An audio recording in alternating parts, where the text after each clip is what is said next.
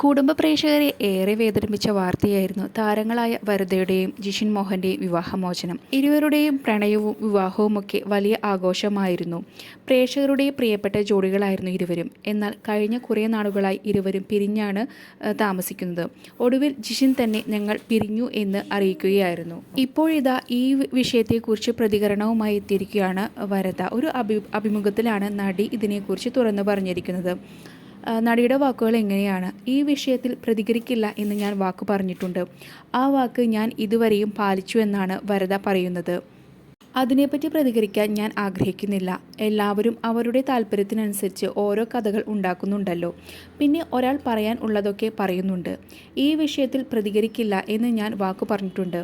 ആ വാക്ക് ഞാൻ ഇതുവരെ പാലിച്ചു. ഒരു ബന്ധത്തിൽ പരസ്പര ബഹുമാനം വേണം എന്നാണ് എൻ്റെ അഭിപ്രായം. അങ്ങനെയാണ് വരദ പറഞ്ഞത്. ഞാൻ വളരെ സമാധാനപരമായി ജീവിക്കാൻ ആഗ്രഹിക്കുന്ന ആളാണ്. ഞാനെന്ന ഒരാൾ ജീവിച്ചിരിക്കുന്നുവെന്ന് പോലും ആരും അറിയണമെന്നില്ല എന്നും വരദ പറയുന്നു.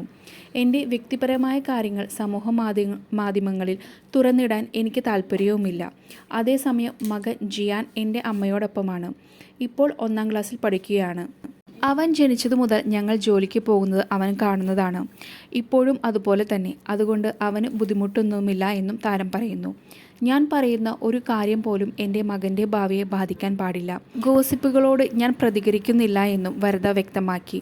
കഴിഞ്ഞ ദിവസം നൽകിയൊരു അഭിമുഖത്തിലാണ് താനും വരദയും വേർപിരിഞ്ഞു എന്ന് ജിഷിൻ വ്യക്തമാക്കിയത്. എന്നാൽ എന്താണ് വേർപിരിയാനുള്ള കാരണമെന്ന് ജിഷിൻ പറയാൻ കൂട്ടാക്കിയില്ല. കൂടുതൽ അപ്ഡേറ്റ്സിനായി ഈ ചാനൽ സബ്സ്ക്രൈബ് ചെയ്യുക.